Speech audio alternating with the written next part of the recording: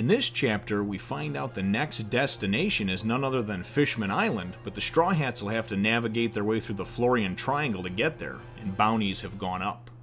One Piece Chapter 435, You Have My Sympathies. Well, hello, my brothers and sisters of the Nerd Nation. I, as always, am Jim, here to bring you another review on the awesome and mind-bending, revealing, just awesomely written tale of One Piece. Our last chapter saw a departure from Water 7 and the Straw Hats, the focus being off of them for an entire chapter, and really the entirety of the chapter encompassing the meeting between Whitebeard and Red Hair Shanks.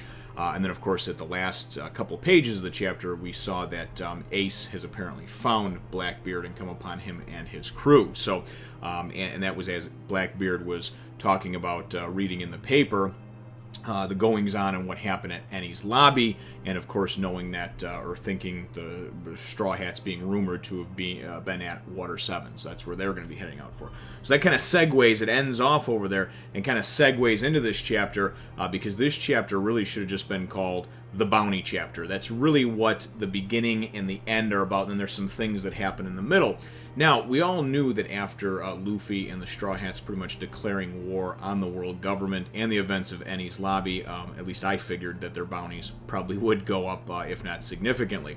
Now, if you remember prior to that, the only crew members that had bounties were, of course, Luffy, Zoro, and Nico Robin from when she was a child. Sanji had been left out after the events of Alabasta, and they still, till this day, don't have a picture of him, which I'll get to later, and it's very, very funny. But anyway, the chapter winds up starting out, and we see Frankie working on this new ship that he has said that he's going to build for the Straw Hats. And Iceberg comes along and offers his help. Frankie kind of, sort of like grudgingly accepts the help. And then we see the dock workers, Paulie and Lulu and Tilestone. They show up. They start lending a hand to help. And now you've got 5 world-famous, world-class dock workers, as well as Tom's original guys, Iceberg and Frankie working on things, putting together this ship with this wood from this atom tree, and really just sounds like it's going to be something special. So it's going to take them 5 days to construct it. So what we kind of get during the course of this chapter is a 5-day montage of what's happening with the Straw Hats, and for the most part, it's just kind of a little bit of a vacation almost for them, being able to kind of rest, lick their wounds, and be able to have a few minutes to breathe before they go into the next big encounter.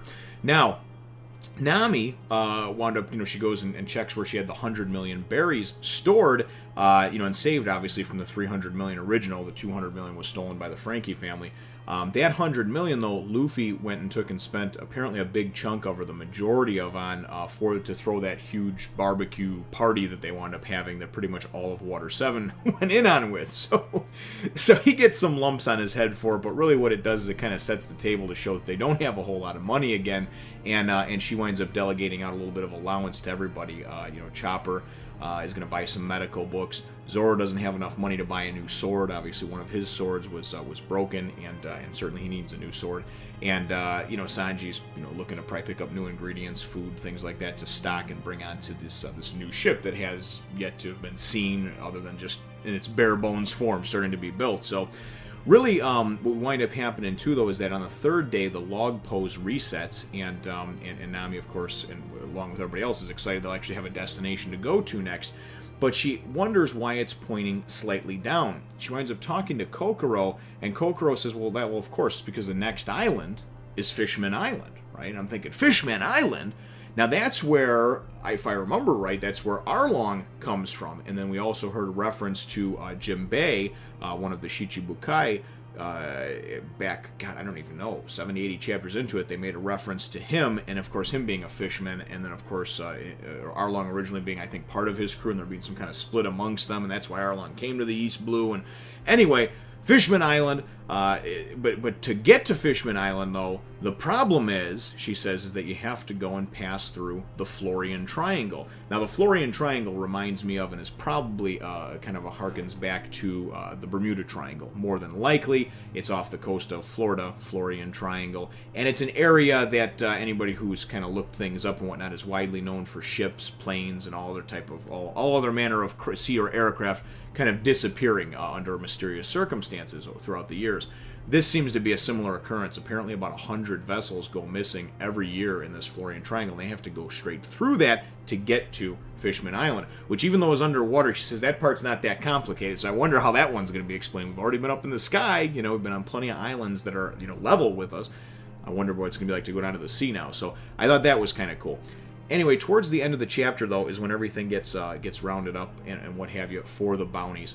We find out, too, that everybody's in the paper, that the whatever happened at Ennie's Lobby, the world government in a lot of ways tried to cover up because they tried to blame the Straw Hats for the destruction of Ennie's Lobby. There was not any mention of the Frankie family, but we find out at the end of the chapter that Big Bro Frankie actually winds up getting a bounty, too. Now, the cool thing is, at the end of this chapter, we wind up getting everybody's updated or new fresh bounties. Robin's, it looked like, went up from 79 to 80 million. Sanji's excited that he actually has, of course, a bounty, which is something that he did not have prior. We also get a quick check-in as well, and I almost forgot to mention this with Usopp. He, of course, hasn't revealed himself yet as Sniper King. Everybody but Luffy and Chopper know that he is, but he's kind of back over somewhere else on Water 7, and he's practicing all these different speeches on kind of how he's going to indoctrinate himself back into the crew, how he's going to kind of get himself back in with things. You know, well, if Luffy says this, I'll say this, and if he says this, I'll say this, and he's rehearsing all of it. So very Usopp-like, you know, very cool stuff. But at the end, towards the end, we wind up seeing this. All 7 of you have bounties on your heads. We obviously get this great shot of all the wanted posters, a nice double-page spread. Sniper King has himself a 30 million bounty. There's a hand-drawn picture of Sanji because nobody's ever been able to actually get a photo of him. 77 million buried bounty. The Thief, the cat burglar Nami, cat burglar Nami, 16 million. Chopper, the cotton candy lover, they think he's the pet, I guess. Bounty is 50 berries. That's like an insult. 50 berries? Wipe your ass with 50 berries. 50 berries is probably equivalent to what, like $1? Not even 50 cents, maybe?